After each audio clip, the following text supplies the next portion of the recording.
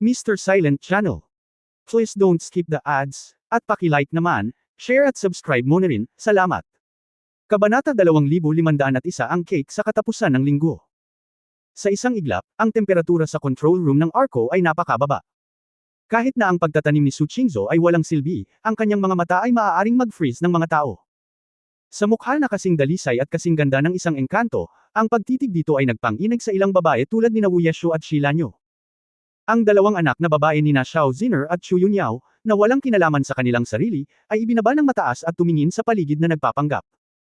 Ang tatlong anak na babae, sina Feng Yaoying, Ling Yuwei at Xu Lingshan, ay nagkaroon din ng magandang relasyon kay Su Qingzhou, at hindi sila kumanta ng kabaligtaran sa oras na ito. Hindi rin masaya si Ye Fan.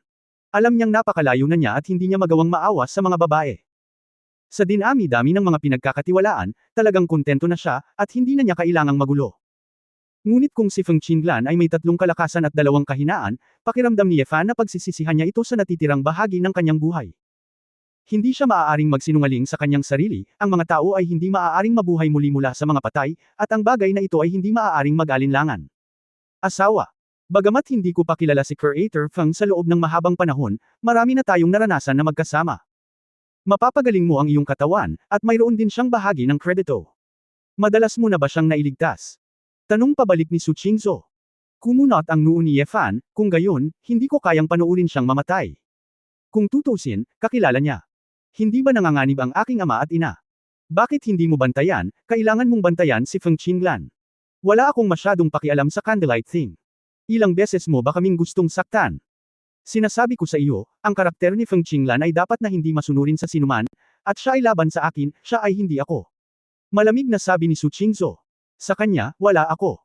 Ang ganitong mga determinadong salita ay lubos na natigilan kay Ye Fan.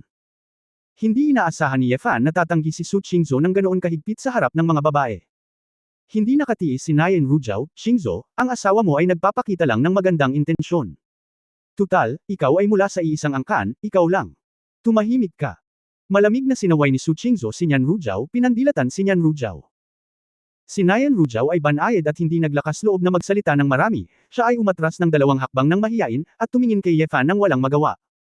Maging si Nayan Rujiao ay pinaalis ng ganito, at ang ibang mga babae ay ayaw makialam. At saka, sino ba talaga ang aasahan na may isa pang nakamamanghang dilag na makakasama sa pamilya? Nalungkot si Ye Fan, bakit ka nagalit kay Jillian? Hindi kanya ginulo. Nang nagalit ako kay Jillian, nasaktan ko lang siya sa pagkakataong ito. Nagdadala ka ng hangin at nasaktan mo ang lahat. Ye Fan. Manhid ang anit, at naging irritable ang kanyang kalooban. Hindi ko masabi sa iyo, at totoo naman na hindi ako magaling. Ano ang relasyon namin ni Feng Qinglan, ayoko munang alalahanin ito pansamantala. Ang alam ko lang, hindi ko siya mapapanood. Ang Demon God Kingdom ay mamamatay. At ang pangunahing prioridad ngayon ay ang imbestigahan ang sitwasyon ng Demon God Kingdom. Kung maglakas loob kang ibalik siya, papatayin ko siya. Namumula ang mga mata ni Su Qingzhou at walang ekspresyon ang kanyang mukha. Medyo hindi sigurado si Ye Fan, pakiramdam na malamang na gawin ito ni Su Qingzhou. Pagkatapos ng lahat, si Feng Qinglan ay walang kapatid na babae sa kanya, at talagang mahirap makibagay sa isa't isa sa mga tuntunin ng personalidad.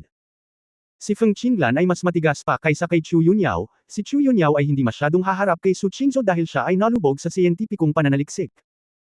Ngunit si Feng Qinglan ay malinaw na ang uri ng babae na mahilig maging mapamilit. Ang puso ni Ye Fan ay manhid. Ngunit maaari lamang niya itong isantabi sa ngayon, Yunyao, magagamit ba ang space jumping device ni Shenting? Oo, maaari akong bumalik sa Dasheng sa loob ng araw na ito. Si Chu Yunyao ay hindi natatakot kay Su Qing. Niebe. Siya ay may nakamamanghang tingin sa gilid ng kanyang mga mata, at tila nag-e-enjoy na panoorin ang dalawang mag-asawang nag-aaway. Okay, bumalik muna tayo sa court, pagkatapos ay pupunta ako kina Zhuguang at Feng Qinglan, at pumunta ka sa mga tao mula sa mansyon ni Zhen Beihao, at ang mga tropa ay hahatiin sa 2 grupo. Hindi inaasahan ni Ye Fan na magsasama-sama ang mga babae sa Demon God Kingdom, at hindi ito kailangan. Mayroon na silang kapangyarihang protektahan ang kanilang sarili. Sa panahong ito ng ascetic practice, ang mga babae ay muling isinilang. Sa partikular, pagkatapos ng 15 taon ng kaliwanagan, nakaligtas si Xiao Ziner sa banal na parusa ng kaguluhan sa dagat. Sa pangkalahatan, ang kaguluhan ay hindi niya kalaban. Huminga ng malalim si Ye Fan at sa sobrang galit ay ayaw niyang magsalita. Matapos itago ni Chu Yunyao ang arka sa isang nakatagong lawa ng malalim na tubig, binuksan niya ang stealth mode, at pagkatapos ay bumalik ang grupo sa Divine Court. Sa pamamagitan ng space jumping device, bumalik ang lahat sa National Teachers Mansion sa Imperial City ng Dasheng. Gayunpaman, walang laman ang marquee ng mansyon ni Zhenbei, at halatang dinala ni Ye Wangto at ng kanyang asawa ang Zhenbei Army sa timog. Nagpaalam si Ye Fan sa mga babae, sinabi sa kanila na bigyang pansin ang kanilang sariling kaligtasan, at sinalubong ang mga mata ni Su Qingzhou, ngunit hindi niya alam kung ano ang sasabihin. Matagal-tagal na rin simula nung malamig na nag-away ang dalawa. Hindi komportable si Ye Fan, ngunit hindi niya alam kung saan magsisimula. Ayaw ni Ye Fan na makaistorbo ng masyadong maraming tao, kaya tahimik siyang lumipad patungo sa posisyon na sinabi ng Candlelight. Sa National Teachers Mansion, pagkaalis ni Ye Fan, nagsimulang hikayatin muli ng mga babae si Su Qingzhou. Xiaoshu, huwag kang magalit, siya ang birtud na iyon. Oo, hindi na tayo bata, basta-basta na lang natin ang ganitong bagay. Actually, kahit magalit ka sa kanya, hindi mo siya mapipigilan, makikisali siya sa babaeng iyon ng patago. Mabaho Ye Fan, walang paraan para maging malazwa. Ngumiti si Su Qingzhou, nasaan na kayo? Nakikita niyo bang galit ako? Ang mga babae ay natigilan, hindi alam kung bakit biglang naramdaman ni Su Qingzhou na parang simoy ng tagsibol. Lumapit si Su Qingzhou at hinawakan ang kamay ni Nayan Rujiao, Jiao, sorry ngayon lang, pero hindi ko rin mapigilan, kailangan kong kumilos ng ganyan. Napatitig si Nayan Rujiao sa babae, hindi alam kung bakit, ayos lang, okay lang, hindi ako mapakali. Hoy, Su Qingzhou, ano ang ginagawa mo? Ano ang ginagawa mo? Hindi maipaliwanag na tanong ni Ling Yue. Si Su Qingzhou ay naglakad palabas ng bahay at tumangala sa malamig na simoy ng hangin at sa asol na kalangitan. Dati ay may 3 pamilya. Ang aking ina ay isang magiliw na may bahay, ang aking ama ay isang matagumpay na negosyante, at ang aking anak na babae ay kaibig-ibig. Sa kabuuan, ang pamilya ay maayos at maganda, at namuhay ng masayang buhay. Tuwing linggo, ang aking ina ay gumagawa ng paboritong cheesecake ng aking ama at ikakalat ito. Isang layer ng rich cream. Kinuha ni Itay ang cake at hinalikan niya si nanay at sinabing love you, darling, habang tumatawa ang anak na babae. Ngunit, taon-taon, palaging may 2 o 3 linggo kung kailan masama ang pakiramdam ko. Pagkakuha niya ng cake, inihagis niya ito sa lupa at pinagtatapakan ng pira-piraso. Tapos galit na sumigaw, "Huwag mo na lang gawin itong mga walang kwentang basura." Sa tuwing nagagalit si tatay, si nanay ay iiyak ng pait, luluhod sa lupa upang maglinis, magsasabi ng pasensya na, at iiyak ang anak na babae. Pagkatapos, sa kalagitnaan ng gabi, uuwi si tatay na lasing na lasing. Gagamitin ni nanay ang lahat ng lamang para gumaan ang pakiramdam ni Itay. At sa susunod na linggo, masayang kakainin muli ni tatay ang cake, na parang walang nangyari. Lumingon si Su Qingzhou at tumingin sa mga babae na may kalahating ngiti, alam mo kung bakit biglang nagalit si tatay. Dahil, may problema si tatay sa trabaho. Hulaan ni Shilanyo. Ang cake ba ay hindi masarap? Muling sabi ni Xu Lingshan. Umiling si Su Qingzhou, nataranto lahat ang mga babae. Hindi naman galit si tatay, sadyang nababaliw siya 2 o 3 beses sa isang taon, at sinasadya niyang saktan si nanay ng ilang beses. Inilagay ni Chu Yunyao ang kanyang mga braso sa kanyang harapan at matikas na sumandal sa frame ng pinto. Bakit? Walang pakialam na tanong ni Nayan Rujiao. Nagkibit-balikat si Chu Yunyao dahil gusto ni Itay na ipaalam kay nanay na mahal niya siya at mabait ang pakikitungo niya sa kanya. It's not a matter of course. Gusto niyang ipaalam kay nanay na hindi dumarating ang ganitong uri ng lamang. Madali. Matapos maunawaan ang isang bagay, lahat sila ay tumingin kay Su Qingzhou na may komplikadong mga mata, parehong paghanga at kaunting takot. Matapos magkatinginan sina Su Qingzhou at Chu Yunyao nang may pagkakaunawaan, lumingon sila para tingnan ang katimugang kalangitan. Ang aming asawa, lahat ng iba ay mabuti, ngunit madaling mauna at madala. Kung hindi ka mawawala ng galit sa kanya, hindi siya komportable. Hindi niya masabi kung ilang babae ang ibabalik niya, at gugulo tayo. Kabanata 2502 Taglagas na. Ang timog silangan ng Great Expedition, ang silangan ng Coastal City. Sa panahon ng taglagas, ang malamig na hangin ay madilim. Ang mga sibilyan ay lahat ay inilikas, at isang malaking bilang ng mga monghe at tropa ang nagtipon dito. Ang buong lungsod ay puno ng tensyon, at walang buhay sa mga lansangan at eskinita. Ang isang inn sa lungsod ay pansamantalang ginamit bilang isang kampo para sa mga practitioner. Sa isang malaking guest room, si Feng Qinglan, na nakasuot ng itim na malambot na baluti at itinali ang kanyang mahabang buhok gamit ang isang hairpin, ay tinatalakay ang mga plano sa 3 pang general. Sa 3 tao, 2 ang kabilang sa Ye family at Sacred Mind ng Tu family, at ang isa ay kabilang sa Baiho Sacred Body Sacred Realm. Ngayong tensyonado na ang digmaan, lahat ng mga grupong etniko sa Great Expedition ay may pakiramdam ng krisis, at ang ilan sa mga dating low-key clan masters ay nanindigan din. Ang mga taong ito, kabilang si Feng Qinglan, ay ang gulugad ng bawat pamilya, at sila ay hindi hihigit sa 200 taong gulang.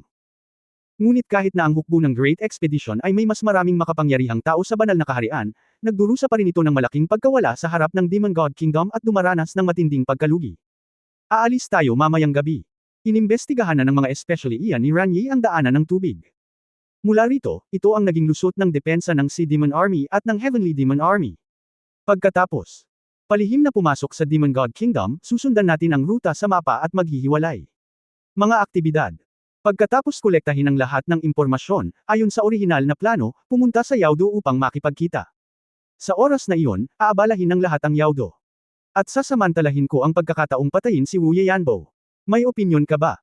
Sabi ng Master, General Feng, okay lang kaming tatlo na lumaban ng mag-isa, at wala kaming alam sa mga tactical arrangement. Naniniwala kami sa iyo, kaya sundin natin ang iyong plano. Tumango si Feng Qinglan at may sasabihin sana nang may lumabas. Itinulak ang pinto ng guest room. Si Xiao Waiso, na nakasuot ng nagninangas na pulang uniforme at may silver metal na latigo sa kanyang baywang, at pumasok ang isa pang nasa katanghaliang gulang na lalaki na nakasuot ng jade crown. General Feng, lalahok din kami sa operasyong ito, matatag na sabi ni Xiao Waiso. Natigilan sandali si Feng Qinglan, Suso, paano mo? Sinabi sa akin ng iyong kamahalan, huwag kang mag-alala, syempre hindi ko ito may pagkalat. Iniunat ni Xiao Waiso ang kanyang kamay upang akayin ang lalaki sa tabi niya, ito si Elder Huang Xing, dahil mayroon lang akong kultibasyon ng Heavenly Emperor, kaya dinala ko itong Elder of the Holy Body Realm mula sa aming clan para lumahok sa operasyong ito ng magkasama, kaya hindi ito hadlang. Ito ay hindi isang tanong ng paglilinang. Kami ay orihinal na papatayin, at ang isang pag-atake ay tiyak na hindi isang kalaban. Ito ay sadyang napakadelikado ng pagkilos na ito, at hindi pagmamalabas na sabihin na ito ay isang near-death experience. Sapat na ang 4 na tao, bakit kailangan mong makialam sa isa? Paano ang mga paa? Kumunot ang noo ni Feng Qinglan. Sinabi ni Huang Xing, General Feng, mula nang bumagsak ang Darkmoon City, ang linya ng depensa ay umatras sa isang malalim na posisyon. Kung bumagsak muli ang Dunlin City, direktang kakalat ang digmaan sa Skyfire City ng aming Phoenix Clan.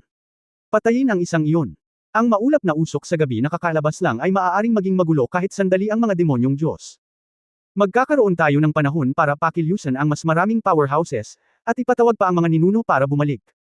Kung hindi, ang angkan ng demonyo ay magiging parang bahaghari, at hindi natin kayang labanan. Kami, ang Phoenix Clan, talagang ayaw na makitang bumagsak ang Skyfire City, kaya kailangan nating gumawa ng isang bagay tungkol sa operasyong ito. Sinabi ni Feng Qinglan, kahit na magkasama si Elder Huang, bakit kailangan mong kasama si Suso? Ikaw si Xuan Yuan. Ang Dean ng Akademya, hindi na kailangang lumahok sa digmaan. Nagbitiw na ako sa posisyon ng Dean, sabi ni Xiao Waiso, namatay ang aking namatay na asawa sa kamay ni Wu Yelongyu, ngunit nabigo akong ipaghiganti siya ng personal. This time, ayokong panoorin ang best sister ko nang walang magawa. Namatay din sa kamay ng Wu Ye clan, mamatay man sila, magkakasama sila. Huwag mo akong kumbansihin, dahil alam ko ito, wala kang silbi na kumbansihin ako. Bumantong hininga si Feng Qinglan at kailangang pumayag. Matapos makumplito ang plano, ang iba pang mga banal na lugar ay nagpahinga at naghanda upang umalis ng hiteng gabi. Sina Feng Qinglan at Xiao Waiso ay nakasandal sa bintana, nakatingin sa mapanglo na gabi. Suso, hindi ka na talaga dapat pumunta. Tahimik na sabi ni Feng Qinglan. Dalawang kapatid natin, huwag mong sabihin sa akin ang kalokohang iyon. Kung gusto mong mamatay ng magkasama, dapat sinabi mo ito ng mas maaga. Bakit mo ginagawa ito? Kailangan mo bang gamitin ang iyong buhay upang patunayan ang iyong kapatid na babae? Saka hindi pa kita na itatanong, bakit mo ipinupropose ang desperadong planong ito? Dahil nagalit ka sa lalaking iyon, huwag mong seryosohin ang sarili mong buhay. Sinabi ni Xiao Waiso na hindi nasisiyahan. Kumunot ang noo ni Feng Qinglan, hindi ako galit, ginagawa ko lang ang dapat kong gawin. Sa oras na ito, dapat may tumayo, kung hindi, ang sitwasyon ng digmaan ay ganap na babagsak. Matagumpay man o hindi ang pagpaslang, magbibigay ito ng psychological deterrent sa kalaban at maantala ang kanilang pag-atake. Ito ay mahalaga. Halika. Sa kasaysayan ng Great Desolation, ito ay palaging 30 taon sa Hedong at 30 taon sa Hexi, at lahat ay matatalo. Umatras ka man ngayon at magtiis ng ilang sandali, ano ang problema? Kung gusto mong sabihin ko, lahat ay namamatay upang iligtas ang mukha. Hindi ba mas mabuting tawagan si Ye Fan para maranasan ang kasalanan? Para mapatunayan na hindi na kailangang umasa sa Sword God, napakaraming tao ang kailangang mamatay. Medyo naiinis si Xiao Waiso. Sinabi ni Feng Qinglan sa malamig na boses, huwag mo siyang banggitin. Napakaraming malalakas na lalaki sa Great Conquest, at kaya nilang talunin ang Demon God Kingdom nang wala siya. Umikot ang mata ni Xiao Waiso, sabi din na hindi siya galit sa kanya, banggitin mo siya. Hindi tama ang mukha mo. Itataya mo ang buhay mo sa ganito, hindi ba kakaunti ang pagkakataon mong makaganti sa lalaking iyon? Inilayo ni Feng Qinglan ang kanyang ulo, at sinabing may masalimuot na mga mata, hindi mo ba naiisip na kahit ang lalaking iyon ay mahuli na talo? Tapos na ba talaga? Hindi makapaniwalang sinabi ni Xiao Waiso, imposible, kahit na ang maulap na alon ng usok sa gabi ay sinasabing kapangyarihan upang durugan ang kaharian ng banal na espiritu, ngunit hindi ito mas malakas kaysa sa Diyos ng Espada. Bagamat walang konsensya ang mabahong lalaking iyon, natalo niya ang Heavenly Star God General. Ibig kong sabihin, paano kung? Kung tutusin, walang nakakaalam sa pinanggalingan ni Wu Yanbo at ng kanyang grupo ng mga lalaki. Si Xiao Waiso ay tahimik, at hindi umimik. Kung gayon, hindi na kailangang labanan ang digmaang ito, at lahat ay tumatakbo para sa kanilang buhay at ito ay tapos na. Ang hindi alam ng dalawang babae ay sa mga sandaling ito, sa bubong ng isang gusali sa tabi ng inn, nakatayo ang isang lalaki at isang babae na nakikinig. Master, mukhang miss na miss ka na ni Elder Feng. Tinakpan ng liwanag ng kandila ang kanyang bibig at ngumiti, na tila nakakatuwang ito. Nagtaas ng kilay si Ye Fan, sa tingin ko ito ay hate to the bone. Kung mas galit ka, mas mahal mo. Halika, gaano ba tayo kalaki ng pagmamahal sa ating relasyon? Napabuntong hininga si Ye Fan. Siya nga pala, Candlelight, nalaman ko na sa gilid ng dasheng, tila bumuti ng gusto ang lakas ng mga magsasaka. Ilusyon ko ba ito? Napansin ni Ye Fan na si Feng Qinglan ay pumasok sa Sacred Heart mula sa Heavenly Emperor, at si Xiao Waiso ay pumasok din sa Sacred Heart mula sa Heavenly King. Kapag naabot mo ang Heavenly Emperor, medyo may ilang mga banal na lugar sa lungsod. Kumpara sa ilang buwan na nakalipas, ang kabuuang lakas ng dasheng ay tila tumaas. Lalong lumakas ito, salamat sa Master, nakangiting sabi ng Candlelight. Ano ang kinalaman nito sa akin? Nagtataka si Ye Fan. Kabanata 2503 Pagpatay ng Dragon. Ang mapangwasak na labanan ni Master sa imperial na lungsod ay gumising sa lahat ng mapagmataas na monghe sa Quan Dasheng, at inis sila. Kung sila ay wala pang 20 taong gulang, maaari silang maging pinakamahusay sa mundo. Ang mga magsasaka na nanatili sa Duotian ay namumula lahat. At ang ilang mga kabataang leader ay puno ng sigasig at mataas na espiritu ng pakikipaglaban. Kung nililinang mo ang bagay na ito, kung naging kalmado ka tulad ng tubig, at walang paghahambing, madaling manatili kung nasaan ka. Ngunit kung dumating ka na may ilang paghihikayat, inspirasyon, kung gayon madali itong gumawa ng mabilis na pagunlad. Sa katunayan, tulad ng isang kahangahangang nangungunang labanan, kahit na ang mga monghe sa banal na kaharian, ito ay mahirap na magkaroon ng pagkakataon na makita. Meron. Napakaraming monghe sa buong malaking ekspedisyon, at marami silang nakinabang sa paulit-ulit na panunood ng video ng eksena. Ano? Kabilang ang binahang-minahan ng bato sa labas ng imperial na lungsod, na nilikha ng Chaos God Punishment. Nagdulot din ito ng labis na pakiramdam sa maraming practitioner. Paglilinang, hindi ba ito ay isang salita lamang para sa kaliwanagan? Ngumiti si Ye Fan at tumanggo. Tama ka, maabot ng mga henyo ang banal na katawan, Espiritu Santo o mas mataas pa sa edad. Nang 10. Ang libu-libong taon ng mga ordinaryong kwalipikasyon ay kahabaan din ng buhay at tagumpay. Ang talento, mentalidad, kasipagan, at kapaligiran ay lahat ay napakahalaga. Naisip ni Ye Fan ang pinaka-intuitive na halimbawa, si Xiao Ru, ang babaeng iyon ay napakatalino, ngunit kung wala ang pagpapasigla ni Ye Wuya, siya ay iniwan sa mundo sa loob ng daan-daang taon. Ngunit ang aking sariling mga kababaihan, sa katunayan, ang ilan sa kanila ay may karaniwang mga kwalifikasyon, ngunit upang hindi i-drag ang kanilang mga sarili pababa, sila ay patuloy na hinihimok at pinasisigla. Siyempre, kailangan din ang tulong ni Ye Fan. Hindi banggitin ang mga pagdududa at mga halamang gamot, ang mga mapagkukunan ng enerhiya sa sinaunang dagat ay mahusay din, at mayroong iba't ibang mga sagradong bagay upang matulungan. Kung ikukumpara sa kanilang pagunlad, si Feng Qinglan at Xiao Waiso ay nakagawa ng kaunting pagunlad. Nagtanong muli si Ye Fan, kanina lang sinabi nila na hindi sila nag-aaway ng direkta, gusto ba nilang lason? Hindi dapat masyadong epektibo ang pagkalason, di ba? Ang magagandang mata ng Candlelight ay kumikislap, sa pagkakaalam ng mga alipin, si Elder Feng ay tila naglabas ng Dragon Slaying Thorn, mula sa Xuanyuan City. Dragon Slaying Tinik. Ano iyon? Hindi pa ito narinig ni Ye Fan. Ang may-ari ay isang inapo ng pamilya Shenlang, kaya hindi mo ba alam ang tungkol sa tulong Thorn? Sa halip ay nagulat si Zhu Guang. Umiling si Ye Fan, at pagkatapos marinig ang paliwanag ng Candlelight, bigla niyang natauhan. Ang Dragon Slaying Thorn ay isang malaking mamamatay na ang Shenlang clan ay binuo mula sa dalawang clans, Surong at Ganggang, bago ang mga sinaunang clan ay nagpaligsahan para sa hegemonya. Ang bawat dragon na pumapatay ng tinik ay kumonsumo ng napakalaking halaga ng mahalagang mapagkukunan, kaya ang bilang ng mga ipinanganak ay napakaliit. Nang maglaon, bumalik sa Julie ang dalawang angkan ni Ganggang Surong. Noong panahong iyon, sa Great Desolate Continent, ang makapangyarihang mythical beast at monsters ay madalas na lumaban sa sangkatauhan. Hindi tulad sa ibang pagkakataon, ang mga tao at mga halimaw ay may kanya-kanyang paraan, at hindi nila masyadong sinasalakay ang isa't isa. Sa kanila, ang mga Dragon Beast ang pinakamakapangyarihan dahil natural silang makapangyarihan. Ang mga dragon na hayop na may parehong antas ng paglilinang ay madalas na umabot sa 100 monghe, ngunit hindi nila kayang harapin ang mga ito. Ang mga kaliskis ng dragon, laman, mga buto, at maging ang kaluluwa ng dragon na halimaw ay napakalakas. Kapag naabot na nito ang Flood Dragon, mahirap itong harapin, at kung maabot nito ang katawan ng Fire Dragon, kung mataas ang cultivation base, imposibleng mapatay.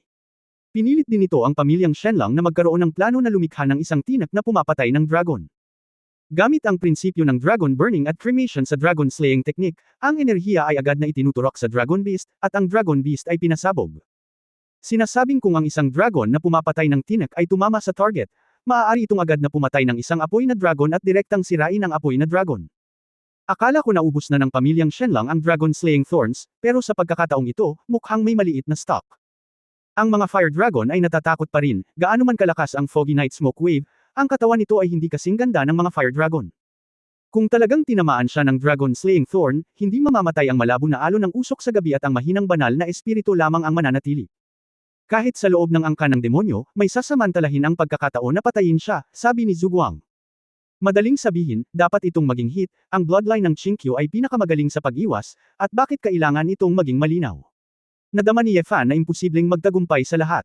Ang Dragon Slaying Thorn ay dapat na mula sa bloodline ng 5-clawed Golden Dragon bago ito ma-activate.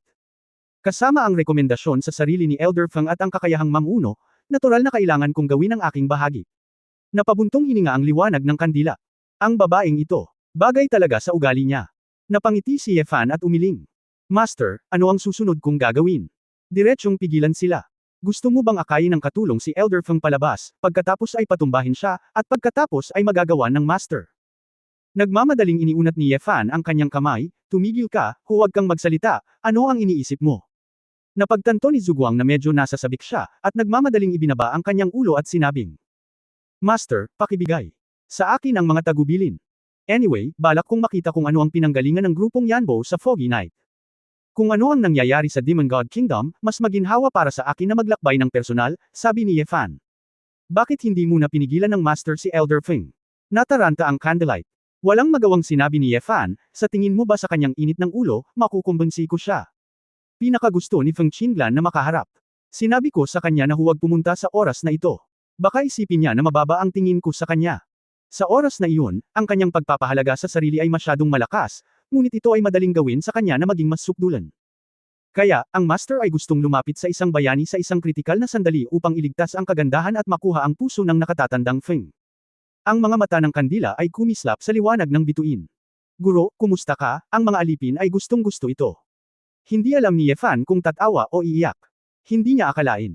Naramdaman na lang niya na mapoprotektahan nito si Feng Qinglan at mag-iimbestiga sa kaharian ng demonyo. Ang pagpatay sa 2 ibon gamit ang isang bato, hindi magkakaroon ng masyadong maraming masasamang pag-aaway at pagtatalo, at ito rin ang magpapitino kay Feng Qinglan. Master, ang tagal naman nilang umalis. Bago umalis ang mga alipin ay magpa-practice para sa iyo, maliligo at magpalit ng damit, tama. Nag-init ang puso ni Ye Fan, tiningnan niya ang oras, at mayroon talagang 2 oras, kung gayon. Okay, matagal na akong hindi naliligo. Kamakailan lang, tinuruan ko lang si Channer kung paano maligo at sumama sa akin. Masarap ba ang pakiramdam ni Master? Tumibok ang puso ni Ye Fan, at nagkunwari siyang walang pakialam, kung anuman, dahan-dahan lang, maligo ka, saan nanggagaling ang lahat ng kalokohang ito. Alam ng alipin na mali ito, kung gayon ang Master pakiusap. Elder Feng, magpapadala ang alipin ng isang tao upang magbantay, ngumiti si Zhuguang ng maganda. Makalipas ang mahigit 1 oras. Si Ye Fan ay komportableng lumabas ng banyo sa pakpak ng isang bahay at nahiga sa isang bangko. Tahimik na sumunod sina Zhuguang at Bikung Chan, ang Panginoon at katulong, ang silid ay puno pa rin ng singaw ng tubig, at ang mga mukha ng 2 babae ay kulay rosas. Si Bikung Chan ay may hawak na tuwalya sa kanyang kamay, ang kanyang ekspresyon ay masunuri na ng isang munting dalaga, at wala na sa kanya ang dominanteng hitsura niya noon. Guro, mas nakaka-relax ka ba? Tanong ng kandila. Tumango si Ye Fan bilang kasiyahan, naalala ang lasa nito, ngunit hindi pa rin siya nasisiyahan, ngunit sa kasamaang palad ay mayroon pa rin siyang seryosong negosyo ngayon. Marahan na kinurot ng candlelight ang mga balikat ni Ye Fan at sinabing, siguro. Kapag bumalik ka mula sa Demon God Kingdom, dadalhin ng Master si Elder Feng sa alipin, at tuturuan siya ng alipin. Kabanata 2504 Hindi natatakot sa Diyos ng Espada. Sa sandaling bumagsak ang mga salita, ang buong katawan ni Ye Fan ay naglabas ng lamig. Sa mainit at mabangong silid, bigla itong bumagsak sa lamig. Sindi ng kandila, medyo nadadala ka ba? Binuksan ni Yefan ang kanyang mga mata at mahinang nagtanong. Nang manigas ang mga kamay ni Candlelight ay agad siyang napaluhod, at mabilis na sumunod si Bikung Chan sa kanyang likuran. Ang alipin ay mali, hindi ka dapat gumawa ng gayong mga mungkahi ng walang pahintulot, mangyaring parusahan ang Panginoon. Nanginginig si Zhuguang. Tumayo si Yefan at sinabing, karaniwan akong napakadaldal na tao, at karamihan sa mga tao sa paligid ko ay napakagaan, ngunit mas mabuting maging mahinhin ka. Ang mga alipin ay hindi na manggahas. Guro, mangyaring patawarin ang mga alipin. Kinakabahang sabi ng Candlelight. Napabuntong hininga si Yefan at sinabi, kung wala kang anumang mga fetish, hindi ka maaaring maging kaibigan dahil wala kang pagmamahal. Kung wala kang mga pagkukulang, hindi ka maaaring maging kaibigan dahil wala kang tunay na enerhiya. Upang maging isang tao, kailangan mo pa ring magkaroon ng iyong sariling mga libangan, kahit na mayroon kang mga pagkukulang, ngunit ang gayong tao lamang ang maaaring magkaroon ng isang relasyon. So I don't mind, you have a special hobby, hindi ka pumapatay ng tao, nagsusunog, pumatay ng tao, o gumagawa ng mga karumal-dumal na bagay. Kung mayroon kang isang bagay na gusto mo, mas magtitiwala ako sa iyo. Dahil alam ko kung ano ang gusto mo, kaya hindi ako natatakot na magulo ka. Ngunit, lahat ng bagay ay may sukat, huwag paglaruan ang apoy at sunugin ang iyong sarili. Ang Panginoon ay karapat-dapat na maging pinuno sa kontemporaryong mundo ng panitikan. Siya ay may tunay na kaalaman at pananaw, at ang mga alipin ay tinuruan. Tahimik na sinabi ng Candlelight, ang mga alipin ay dapat napigilan sa hinaharap.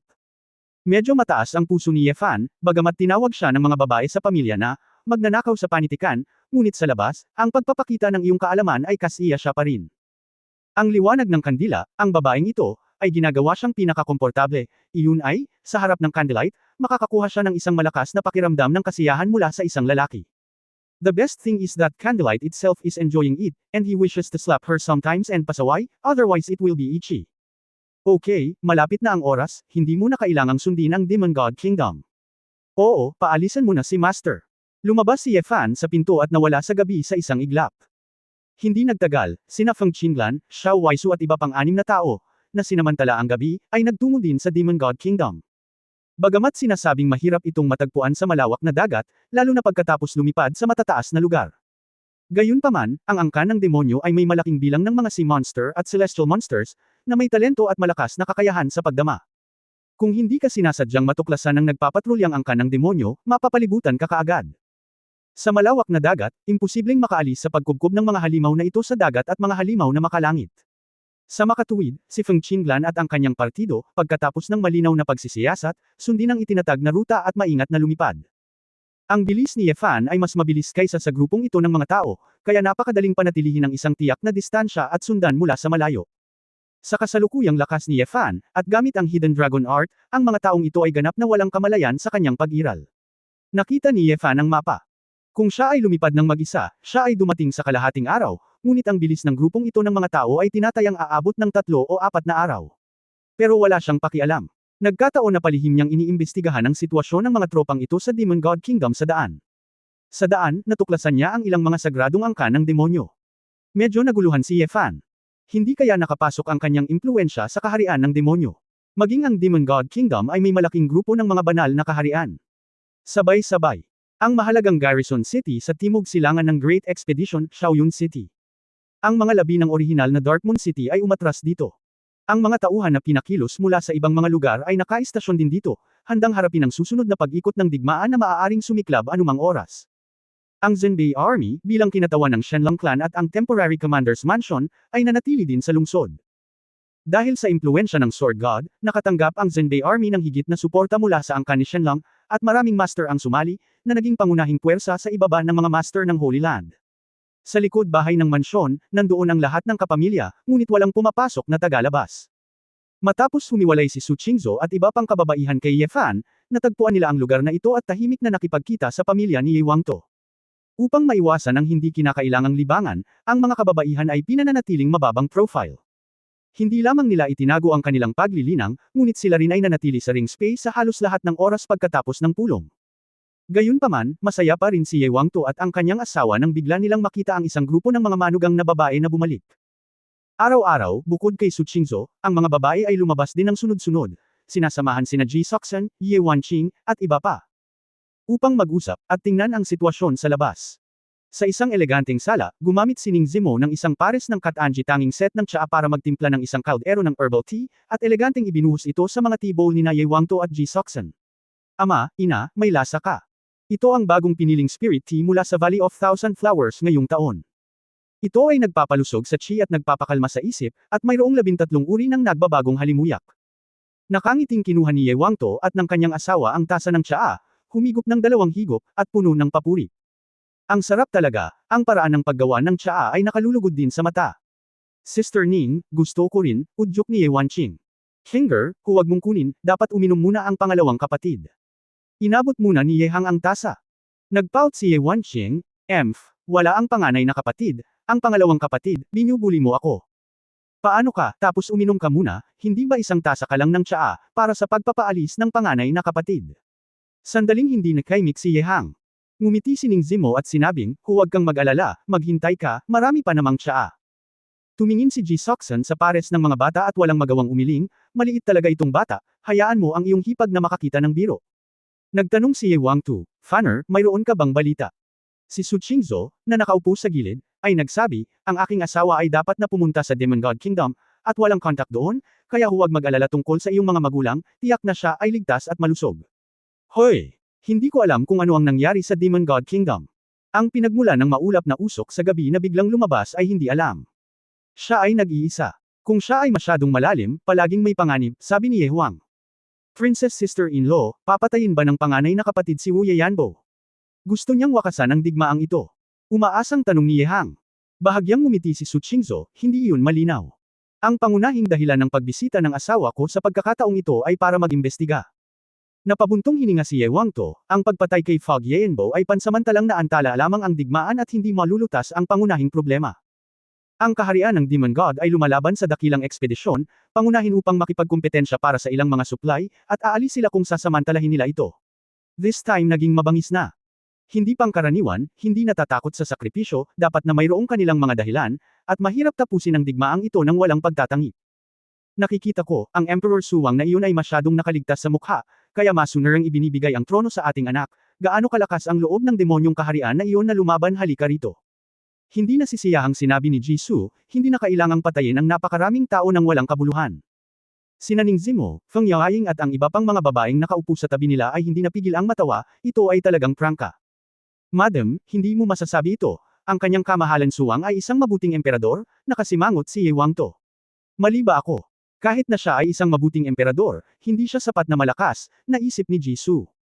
Inay, huwag mo nang isipin iyon. Alam ba ng Demon God Kingdom na ang panganay na kapatid ay mula sa aming malaking ekspedisyon?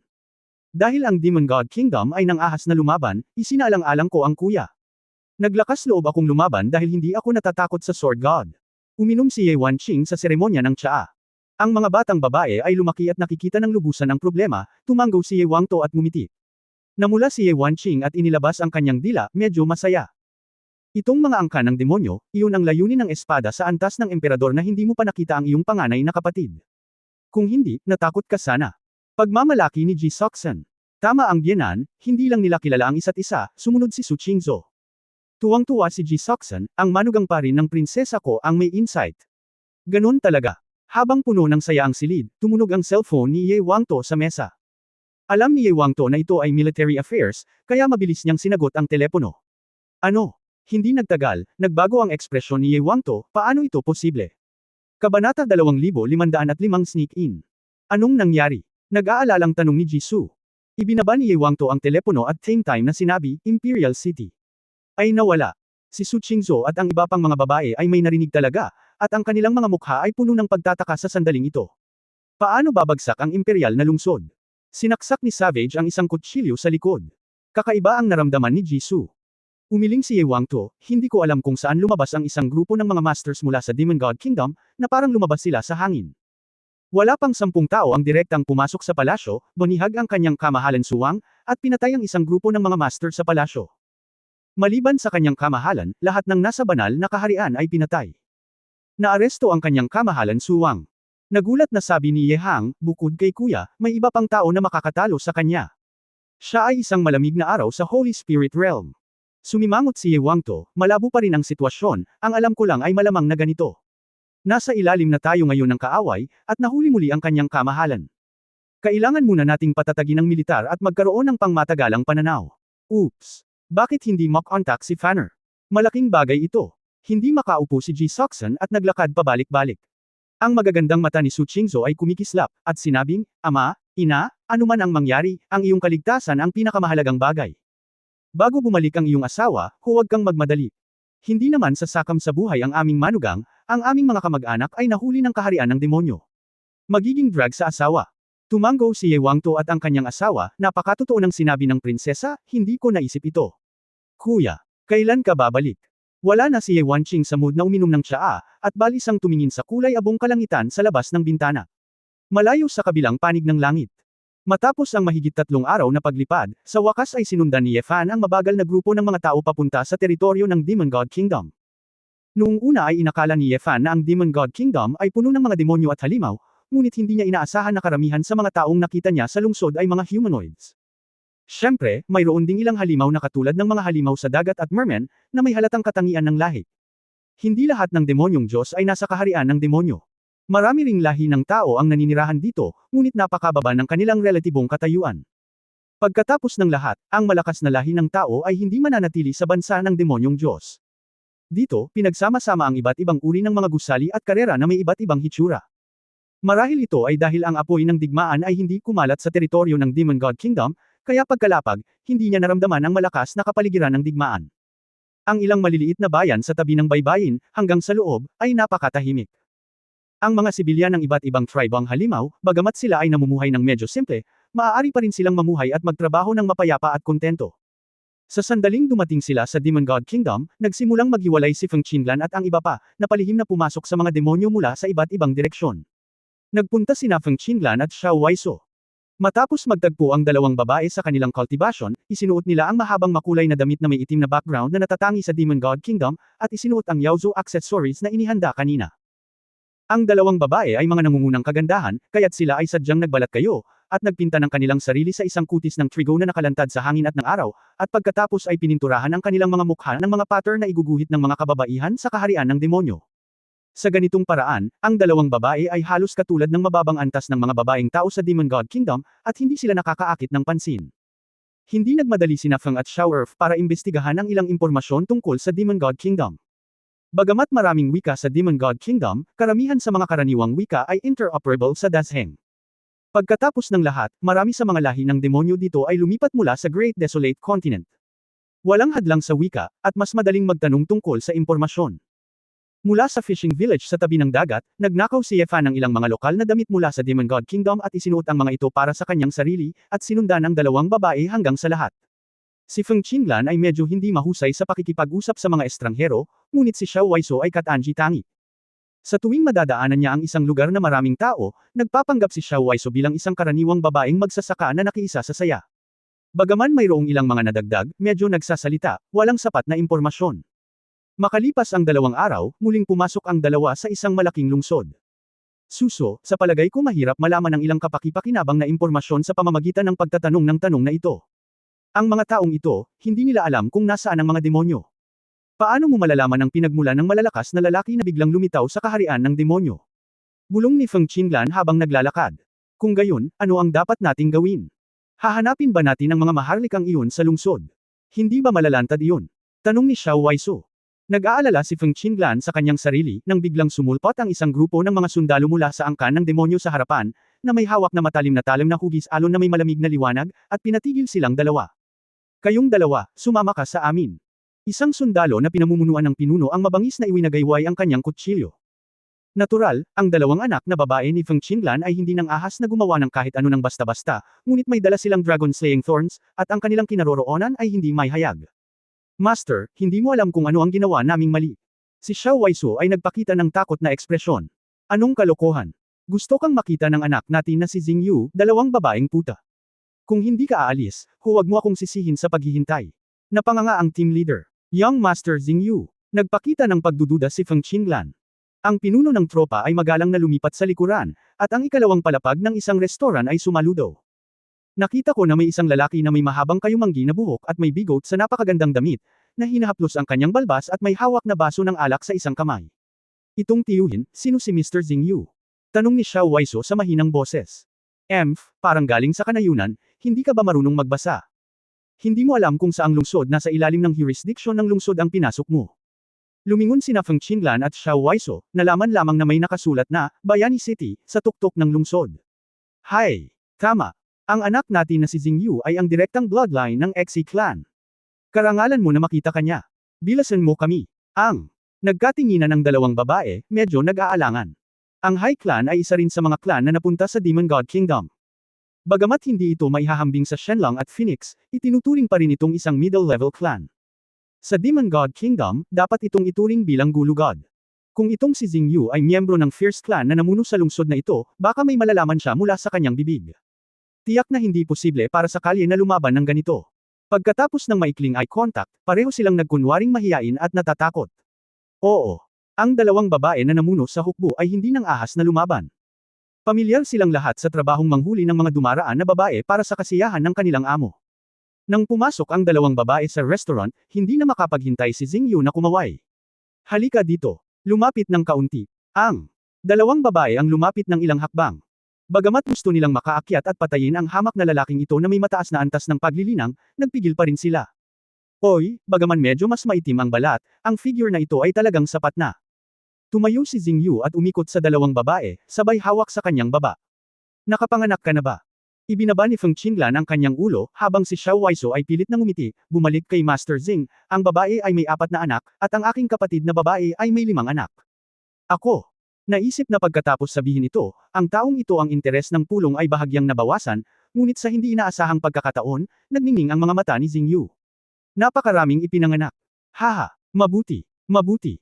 Sa sandaling inabot ni Xing Yu, yayakapin na sana niya ang pangalawang anak na babae. Ang baluktot na ekspresyon na ito ay nahayag, at ang dalawang babae ay hindi napigilan, at si Feng Qinglan ay sumipa sa isang sipa.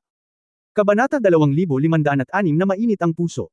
Bagamat walang silbi ang pagtatanim, sinipa pa rin ng dalisay na lakas si Xing Yu sa lupa. Sa pagkakataong ito, nagkagulo ang restaurant, at maraming gwardya ang sumugod at pinalibutan ang dalawang babae. Hindi makatwiran. How dare you be rude to this young master? Tumayo si Xing Yu, agad na pinakawalan ang pamimilit ng Heaven Snatching Realm, at inabot upang pigilan ang iba, umalis na kayo. Ang young master na ito ay personal na magtuturo sa dalawang shrew na ito. Si Feng Qinglan at Xiao Waiso ay parehong nasa gusot na mood. Madaling patayin si Xing Yu, ngunit ang problema ay pagkatapos na may hayag ang pagkakakilanlan, ang Demon God Kingdom ay tiyak na magsasagawa ng pag-iingat, at magiging mahirap para sa kanila na pumunta muli sa kabisera ng demonyo. Sa sandaling ito, isang makapal na dagandong lamang ang maririnig. Bastos ka. Papatayin kita ngayon. Isang magaspang na lalaki na nakasuot ng itim na tunika at mixing buhok ang tumalon mula sa ibaba at hinagis ang kamao kay Xing Yu.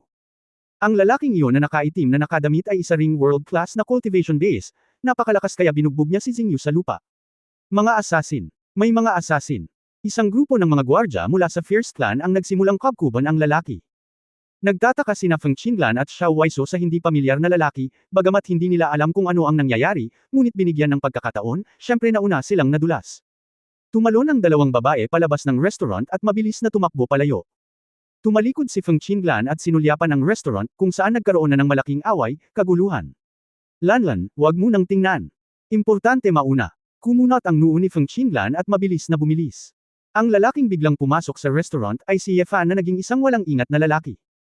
Pinag-isipan din itong mabuti ni Ye Fan, isa rin siyang kilalang tao, kahit na ang kaharian ng demonyo, sa pamamagitan ng mga larawan at mga katulad nito, tinatayang marami ang nakakakilala sa kanya. Kung siya ay nagpakita sa kanyang tunay na mukha, o ang hitsura ni Leng Xingchen, malamang na siya ay mapapansin ng Demon God Kingdom. Bukod dito, nakita rin ni Feng Qinglan ang kanyang malamig na hitsura ng bituin.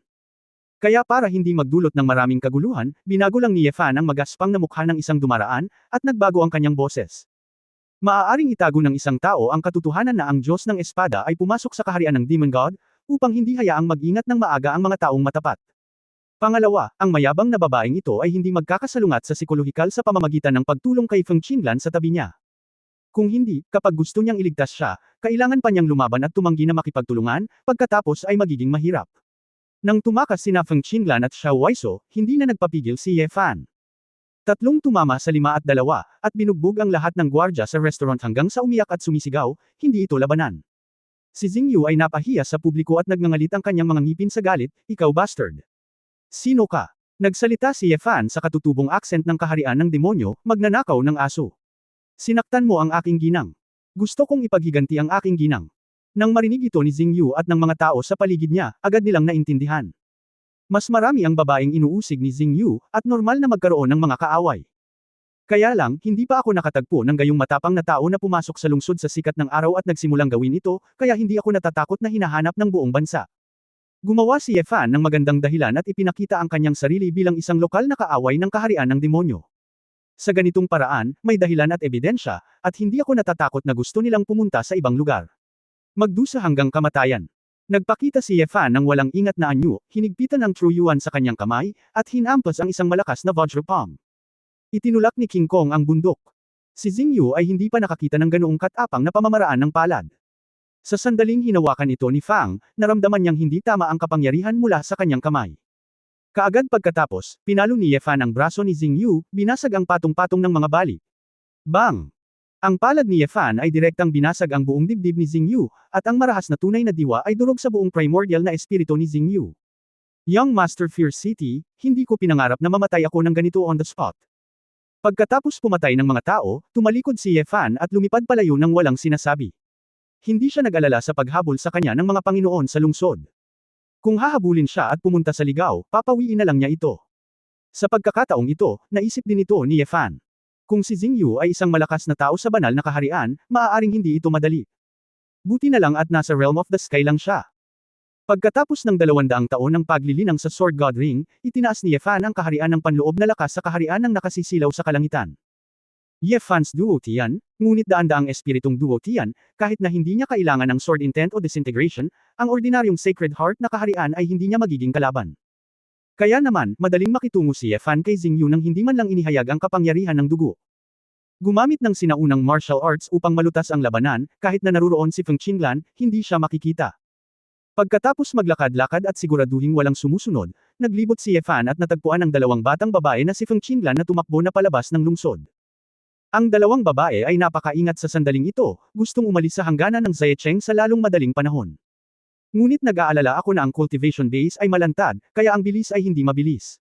Saglit na nag-isip si Yefan, at nagpakawala lang ng kaunting hangin, nagkukunwaring hinahabol siya. WHO. Oo naman, nang may napansin si Feng Qinglan, siya at si Xiao Waiso ay tumingin sa likod na nagbabantay. Tapat nang umiti si Yefan, dalawang babae, ako ito, huwag kang kabahan. Ikaw ba? Nagtataka na tanong ni Xiao Waiso, walang ginawa si Xingyu sa iyo. Ngumisi si Yefan, ang magnanakaw ng asong iyon ay binugbog ko na hanggang sa mamatay. Pumunta ako upang makita ang dalawang babae dahil nag-aalala ako na baka sila ay mahuli. Tingnan mo.